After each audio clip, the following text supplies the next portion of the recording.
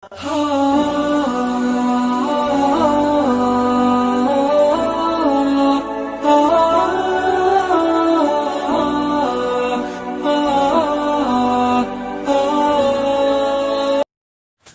اللہ الرحمن الرحیم۔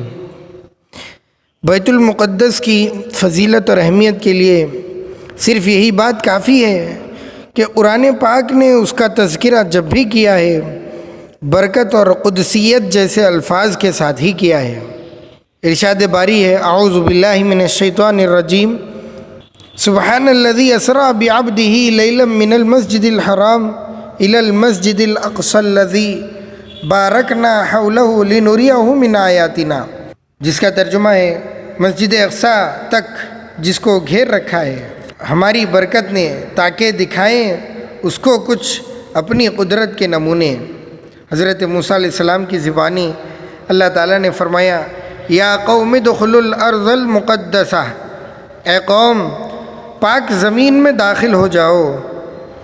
بیت المقدس اور ارض شام کی طرف اپنے خلیل حضرت ابراہیم علیہ السلام کی ہجرت اولیٰ کا تذکرہ کرتے ہوئے اللہ تعالیٰ نے ارشاد فرمایا، وَنَجَّيْنَاهُ وَلُوطًا إِلَى الْأَرْضِ الَّتِي بَارَكْنَا فِيهَا لِلْعَالَمِينَ، اور بچا نکالا ہم نے اس کو اور لوط کو اس زمین کی طرف جس میں برکت رکھی ہم نے جہان کے واسطے۔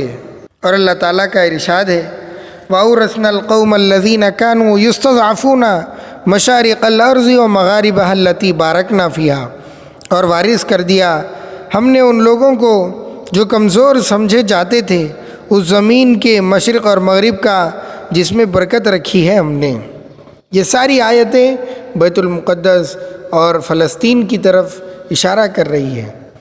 اور اللہ تعالیٰ نے حضرت سلیمان علیہ السلام کے واقعے میں فرمایا کہ وَلِسُلَيْمَانَ الرِّيحَ عَاصِفَةً تجری بِأَمْرِهِ إِلَى الْأَرْضِ الَّتِي بَارَكْنَا فِيهَا، ہر جگہ بارکنا کا لفظ، برکت رکھ دی ہم نے، قدسیت کے الفاظ ہیں کہ اس آیت کا ترجمہ ہے، اور سلیمان کے تابع کی ہوا زور سے چلنے والی کہ چلتی اس کے حکم سے اس زمین کی طرف جہاں ہم نے برکت رکھی ہے۔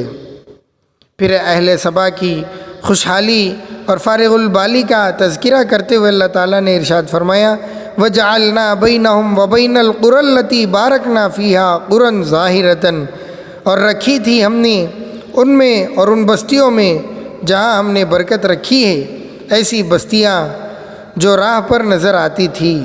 حضرت عبداللہ بن عباس رضی اللہ عنہما سے مروی ہے کہ قریٰ سے مراد یہاں پر بیت المقدس کے گاؤں ہیں۔ حدیث میں وارد ہوا ہے کہ ملک شام، اور آپ دیکھ لیں کہ بیت المقدس اور پورا فلسطین ملک شام ہی کا حصہ ہے۔ آپ علیہ السلام نے فرمایا کہ ملک شام پر فرشتے اپنے پر پھیلائے رہتے ہیں۔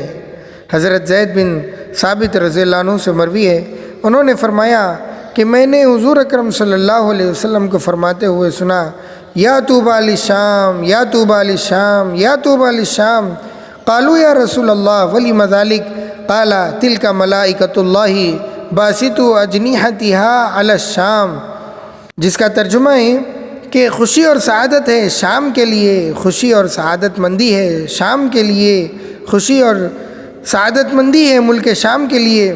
صحابہ نے عرض کیا کہ یا رسول اللہ صلی اللہ علیہ وسلم، اتنی ساری برکتیں اور سعادتیں ملک شام کے لیے کیوں ہیں؟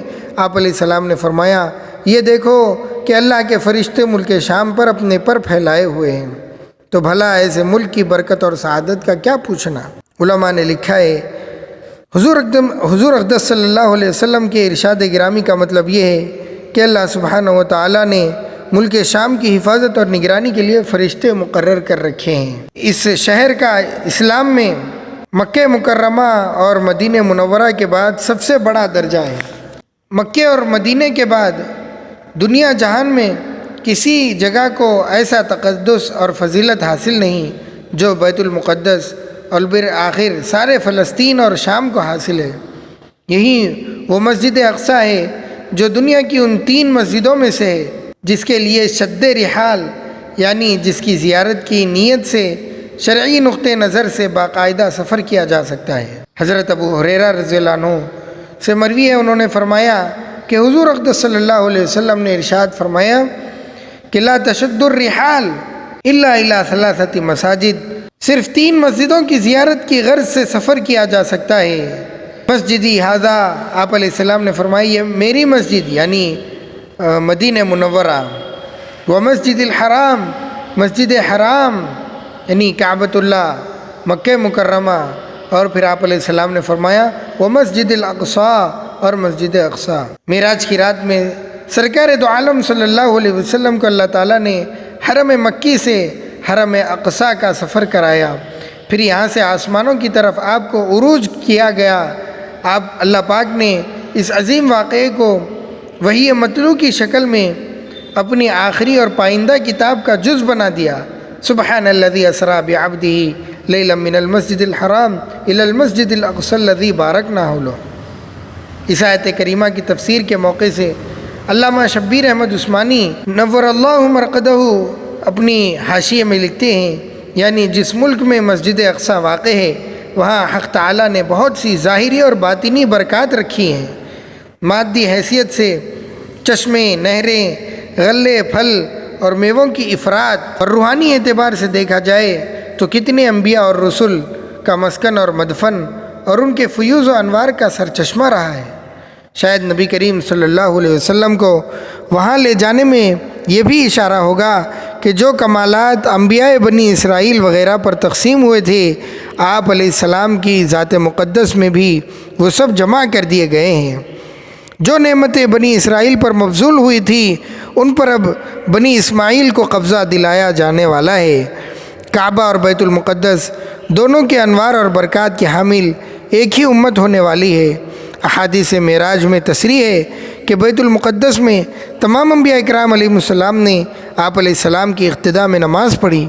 گویا حضور صلی اللہ علیہ وسلم کو جو سیادت، جو امامت دی گئی ہے اس کا حصی نمونہ آپ علیہ السلام کو اور مقربین بارگاہ کو دیا گیا ہے۔